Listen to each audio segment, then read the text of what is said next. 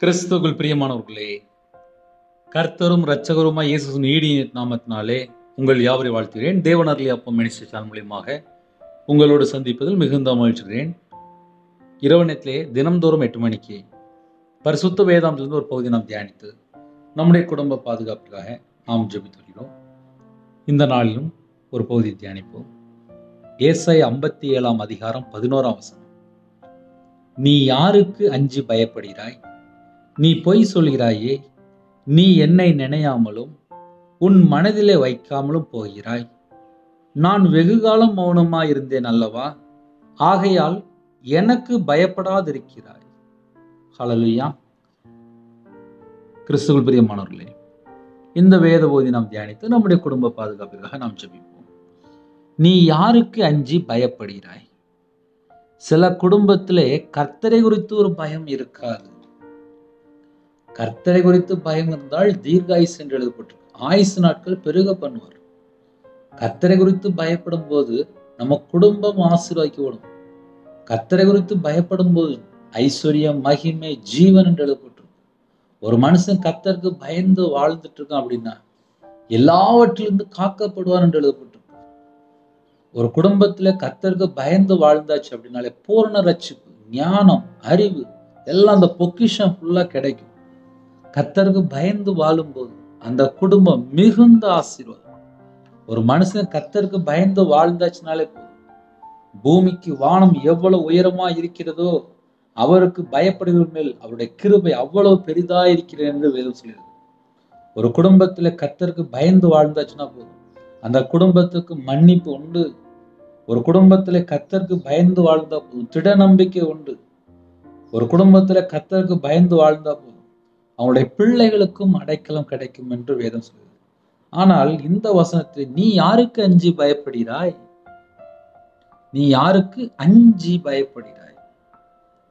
மனுஷனுக்கு பயப்படுறாங்க. இப்ப நிறைய குடும்பத்திலே ஓனரை கண்டா பயம், புருஷனை கண்டா பயம், மனைவியை கண்டா பயம், மாமியாரை கண்டா பயம், கடன்காரனை கண்டா பயம், சொந்தக்காரனை கண்டா பயம், பக்கத்து வீட்டுக்காரனை கண்டா பயம்.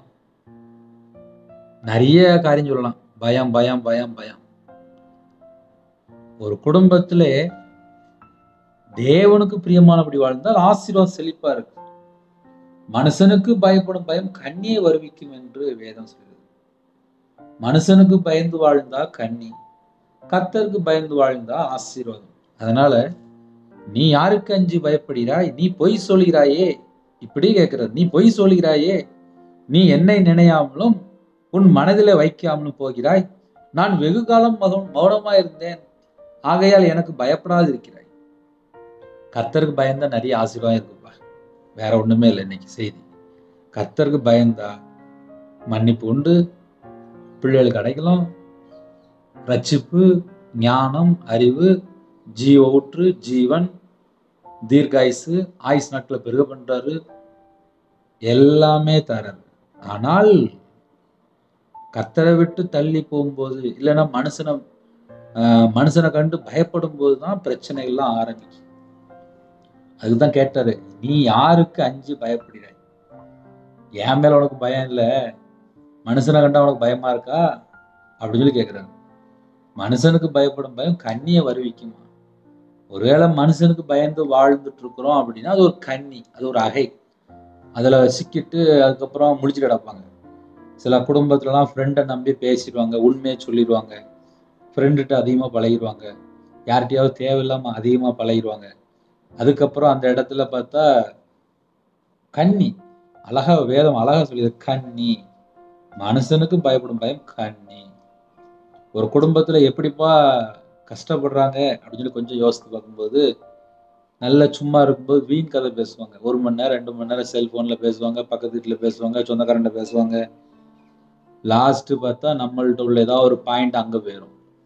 அதுக்கப்புறம் அவங்க சொன்னதெல்லாம் இவங்க கேட்டுட்டு இருப்பாங்க. ஏன்? மனுஷனுக்கு பயப்படும் பயம் கண்ணியே வருவிக்கும். கண்ணி எப்போ வந்துச்சு? வீண் வார்த்தையில தேவையில்லாம பேசிட்டு இருக்கும்போது இப்படி நிறைய காரியங்கள் எழுதப்பட்டிருக்கு. ஆனா கர்த்தர் சொல்கிறார், நீ யாருக்கு அஞ்சி பயப்படுகிறாய்? யாரை பார்த்துப்பா பயப்படுற அப்படின்னு சொல்லி கேட்கிறார். நீ பொய் சொல்லுகிறாயே. நம்ம மக்கள் மனுஷனை கண்டு பயந்துருவாங்க. ஆனா கேட்டா நானும் பயப்பட மாட்டேன், நான் எவ்வளவு ஸ்ட்ராங்கா இருக்கேன், நான் யாரு, நான் எப்படிப்பட்ட ஆளு அப்படின்னு சொல்லி நீ பொய் சொல்கிறாயே. நீ என்னை நினையாமலும், அந்த வசனத்தை நீங்க நல்லா நோட் பண்ணி பார்க்கணும். நீ என்னை நினையாமலும், நீ என்னை நினையாமலும் அப்படின்னா நீ கர்த்தரை நினைக்காம இருக்கப்பா, உன் மனதிலே வைக்காமலும் போகிறாய். உன் மனசுல என்ன இருக்கணும் அப்படின்னா கர்த்தரை குறித்து ஒரு பயம் இருக்கணும். அது உன்ட இல்லையே அப்படிங்கிற. உன் மனதில் வைக்காமலும் போகிறாய். ஆனா கூட நான் வெகு காலம் மௌனமா இருந்தேன். நான் வெகு காலம் அப்படின்னா ரொம்ப நாள் அது போயிட்டு இருக்கு, ரொம்ப காலமா போயிட்டு இருக்கு. நான் வெகு காலம் மௌனமா இருந்தேன் அல்லவா, ஆகையால் எனக்கு பயப்படாது இருக்கிறேன். இன்னைக்கு நிறைய குடும்பத்துல கர்த்தர் குறித்து பயம் இல்லை, பைபிள் வாசிக்கணும்னா பயம் இல்லை, ஜெபிக்கணும்னா பயம் இல்லை, துதிக்கணும்னா பயம் இல்லை, கர்த்தரை குறித்து பயம் இல்லை. இஷ்டம் போல வாழ ஆரம்பிச்சாச்சு. வயசானவங்களுக்கு மரியாதை கொடுக்கறது கிடையாது, கட்டளைக்கு கீழ்படி கிடையாது, கற்பனையை கை கொள்றது கிடையாது, உண்மையா வாழ்றது கிடையாது, தேவனுக்கு பிரியமானபடி வாழ்றது கிடையாது. ஒரு மனுஷன் கர்த்தருக்கு பயந்து வாழ்ந்தாச்சுனால சுத்தம் அப்படின்னு சொல்லி போட்டிருக்கு. அப்ப நம்ம வாழ்க்கையில எதெல்லாம் ஆசீர்வாதமோ அதெல்லாம் நம்ம தேடிதான் கண்டுபிடிக்கணும். கர்த்தருடைய பிள்ளைகள் தான் இணைந்திருக்கிறீங்க. நீ யாருக்கு அஞ்சி பயப்படுகிறாய்? அழகா பேசுற. எனக்கு இந்த வசனம் ரொம்ப பிடிச்சிருந்துச்சு. யாருக்குப்பா நீ பயந்துட்டு இருக்க அப்படின்னு சொல்லி ரொம்ப நார்மலா நம்மகிட்ட பேசுற. நீ யாருக்கு அஞ்சி பயப்படுகிறாய்? நீ பொய் சொல்கிறாயே, ஏன் பொய் சொல்ற அப்படின்னு கேட்கிற. நீ என்னை நினையாமலும், இந்த வேர்டு ரொம்ப முக்கியமான வேர்டு. நீ என்னை நினையாமலும், என்னை ஏன் நீ நினைச்சு பார்க்க மாட்டுக்க? நான் தானே உன்னை காப்பாத்துறேன், நான் தானே டெய்லி கிருபை தரேன், நான் தானே உன்னை பாதுகாக்கிறேன் அப்படின்னு சொல்லி கர்த்தர் பேசுறார். உன் மனதிலே வைக்காமலும் போகிறாய். 24 மணி நேரம் ஜீவ சுவாசத்தை தந்து நம்மளை மன்னிச்சு தானே உயிர் பிச்சை போட்டு வச்சிருக்காரு. உன் மனதில் வைக்காமலும் போகிறேன். நான் வெகு காலம் மௌனமா இருந்தேன். நான் எத்தனை வருஷம் எத்தனை காலம் மௌனமா இருந்தேன் அல்லவா, ஆகையால் எனக்கு பயப்படாது இருக்கிறேன். இன்னைக்கு நிறைய குடும்பத்துல கர்த்தரை குறித்து பயம் இல்லை. பிள்ளைகளுக்கெல்லாம் கர்த்தரை குறித்து பயத்தை சொல்லி கொடுக்கல. எனக்கெல்லாம் 2016 தான் நான் முழு நேர ஊழியத்துக்கு வந்தேன். கர்த்தர் அடிப்பார், கர்த்தர் சிட்சிப்பார், அவருக்கு கோபம் வரும் அப்படிலாம் தெரியும். ஆனா கர்த்தர் குறித்து பயந்து வாழணும், தீமையை விட்டு விலகி வாழணும், உண்மையா வாழணும். எத்தனை காரியங்கள் பைபிள் வாசிக்க தான் கொஞ்சம் கொஞ்சமா எனக்குள்ளே ஆவியானவர் பேச ஆரம்பித்தார். உணர்ந்து கொள்ள ஆரம்பித்தேன். எனக்கு கல்லான இருதயம் வேண்டாம்ப்பா, சதையான இருதயம் தாங்கப்பா, உங்க வார்த்தையை நான் கீழ்படின்னு சொல்லி அர்ப்பணிக்க ஆரம்பித்தேன். மனம் திரும்ப ஆரம்பித்தேன். பாவ மன்னிப்பை பெற்று கொண்டேன். அதான் ரட்சிப்பு. பூரண ரட்சிப்பு என்று எழுதப்பட்டிருக்கு. பூரண ரட்சிப்புலாம் வேணும் அப்படின்னா கர்த்தருக்கு பயந்தா மட்டும்தான் பூரண ரட்சிப்பு. கர்த்தருக்கு பயப்படாம துணிகரமாவோ துன்மார்க்கமாவோ தீமையான கருத்தை பின்பற்றும் போது அங்கே பூரண ரட்சிப்புலாம் இருக்காது. பிசாசு வந்துட்டு போயிட்டு இருப்பான். ஏன் வந்துட்டு போறான்னா அங்கே தீமை உள்ள இருக்கும். தீமை எங்கெல்லாம் இருக்கோ அங்கெல்லாம் பிசாசு உள்ள வருவான். ஒரு மனுஷன் கர்த்தருக்கு பயந்து வாழ்ந்தானாலே தீமை அங்கே வராது. அதனால இன்னைக்கு உள்ள செய்தி ஒரு முக்கியமான செய்தி. இதனுடைய தொடர்ச்சி கூட இன்னும் வரக்கூடிய காலத்துல நம்ம பார்ப்போம், தியானிப்போம். கர்த்தர் ஆசீர்வதிப்பார். இரவனத்துக்காக ஜெபிக்க போயிடும். கண்களை மூடி நாம் ஜெபம் செய்வோம். அன்பின் கர்த்தாவே, உம்மை நன்றியோடு துதிக்கிறோம்ப்பா. இந்த நாள் முழுவதும் கர்த்தர் பாதத்துக்கு கிருபைக்காக நன்றி. 1000 மடங்கு ஸ்தோத்திரம். இரவு நேரத்தில் ஜெபிக்கிற குடும்பத்தை கர்த்தர் ஆசீர்வதிங்க. பலவீனங்களை திறந்து ஆசீர்வதிங்க. கடன் பிரச்சனையிலே கடனிலே போராடுகிற குடும்பத்தை கர்த்தர் மீட்டெடுங்க. சில குடும்பத்திலே கற்பத்தினிக்காக ஜெபிக்கிறாங்க, கர்த்தர் மனம் இறங்கி ஆசீர்வதிங்க. மாசமா இருக்காங்க, தாய்மொழியும் ஆசீர்வதிங்க. டெலிவரி போடுறாங்க, பரம வைத்தியர் கூட இருங்க. பிள்ளைகளுக்கு வயசு அதிகமாயிட்டு போகுது, ரட்சிக்கப்பட்ட குடும்பமாக தாங்க. தேவைகள் சந்திக்கப்படட்டும். திருமணம் முடிந்ததுக்கப்புறம் டைவர்ஸில் பிரச்சனை ஓடிட்டு இருக்கு. எல்லா தடையெல்லாம் நீக்கி கர்த்தர் வாசல் திறந்து விடுங்க. இணைந்து வாழ கர்த்தர் உதவி செய்யுங்க. கள்ள தொடர்பு, மதுபான அடிமை, சிகரெட் பழக்கம், புகையிலை, கஞ்சா பழக்கம், விக்கிர வழிபாடு, மாந்திரியம், பிள்ளி சுனிமி ஏவலில் கட்டப்பட்ட குடும்பம் மறுபடியும் அந்த குடும்பம் மீட்டெடுக்கப்பட வேண்டும். அந்த குடும்பம் கர்த்தர் சந்திக்கணும். அந்த இடத்துல என்னென்ன பொல்லாத ஆவியல் கிரியை செய்துக்கோ, சர்ப்பத்தின் கிரியை, தந்திரமான கிரியை, வேசித்தன் கிரியை, குடிவெறி ஆவியல், எல்லா சத்துருன் கிரியெல்லாம் அழிக்கப்படட்டும். கர்த்தர் மறுபடியும் மீட்டெடுங்க. உங்களுடைய கரத்தில் பண்ணிடும். நைட் நேரத்தில் டியூட்டியில் இருக்காங்க, நைட் நேரத்தில் ஹாஸ்பிட்டலில் இருக்காங்க, நைட் நேரத்தில் கவர்மெண்ட் ஆஃபீஸை ஜெபிக்கிறாங்க. இன்னுமாக டிரைவிங் லைனில் போயிட்டுருக்காங்க, பஸ்ஸில் போகிறாங்க, காரில் போகிறாங்க, ட்ரெயினில் போகிறாங்க. வாலிப பிள்ளைகள், வாலிப பையன் நைட் நேரத்தில் வெளியில் வேலை பார்க்காங்க. கர்த்தரை விட்டு தள்ளி போகக்கூடாது. கர்த்தருக்கு பயந்து வாழணும். உண்மையா வாழணும். முன்னும் பின்னுமா தேவதை பாட்டுங்க. உங்களுடைய கிருபையால் நிரப்புங்க. கர்த்தர் கொடுங்க. உங்களுடைய ரத்த கொட்டைகளை வேலடைத்து மூடி மறைத்து கர்த்தர் பாதுகாத்து கொள்ளுங்க. வெளிநாட்டில் இருக்காங்க உங்க பிள்ளைகளுக்கு கர்த்தர் சகலவிதமான பாதுகாப்பு தர வேண்டும். என் நாமத்து நிமித்தம் எதை கேட்டாலும் சொன்னீங்க. கர்த்தராகிய இயேசு நாமத்தினாலே கேட்கிறோம். நசரேயனாகிய இயேசு கிறிஸ்து நாமத்தினாலே எல்லா குடும்பத்திலும் நைட் நேரத்தில் ஒரு விடுதலை பெற்றுக்கொள்ளட்டும், ஆசீர்வாதம் பெற்றுக்கொள்ளட்டும், சம்பூர்ணமாக திருப்தியாக ஆசிரியங்க. நைட் நேரத்தில் ஹாஸ்பிட்டலில் அவசர சிகிச்சையில் படுத்த படுக்கையில் போராடி ஜெபிக்கிறாங்க. கர்த்தர் தீர்காயுசு எடுங்க, பரிபூர்ணமான சுகத்தை எடுங்க.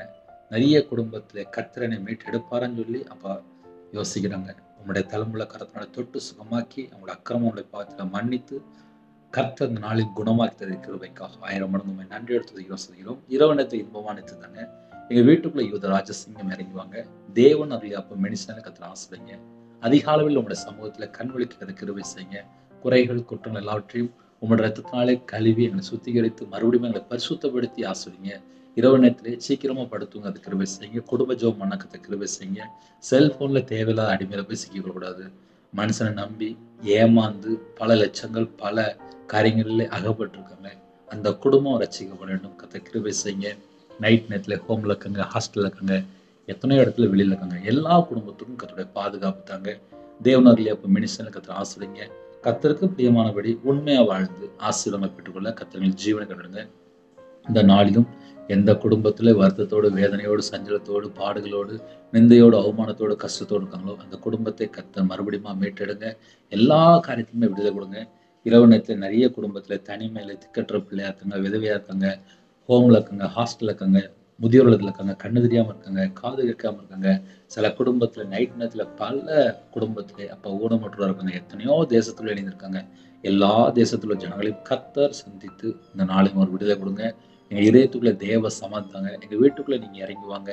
எங்க வீட்டுக்குள்ள நீங்க வந்த ஆசீர்வாதம், விடுதலை, சந்தோஷம், சமாதானம். கர்த்தராகிய இயேசு ராஜாவே எங்க வீட்டுக்குள்ள வாங்க. கர்த்தராகிய இயேசு ராஜாவே எங்க இதயத்துக்குள்ள வாங்க. எங்க குடும்பத்துக்குள்ள கர்த்தராகிய இயேசு ராஜாவே நீங்க வாங்க. உங்க நாமம் மகிமைப்படட்டும். உங்களுடைய கரத்துல ஒவ்வொரு குடும்பத்தையும் அர்ப்பணிக்கிறோம். துதிகான மகிமெல்லாம் ஒருவருக்கே செலுத்திடும். இயேசு கிறிஸ்து பிதாவே ஆமென். தேவனுக்கே மகிமையுள்ளதாக. கர்த்தர் தாமே உங்களை உங்கள் குடும்பத்தில் சகல காத்திலும் சம்பூர்ணமாக திருப்தியாக கர்த்தர் கொடுத்து ஆசீர்வதிப்பாராக. ஆமென். கர்த்தராகிய இயேசுவின் கிருபையும் பிதாவாகிய அன்பும் பரிசுத்தருடைய ஐக்கியமும் இப்பொழுதும் எப்பொழுதும் சதா காலங்களிலும் நம்மளோடு கொடுப்பதாக. ஆமென். God bless you. Thanks for watching. Please subscribe our channel. Click the like and share. Click the bell. God bless you.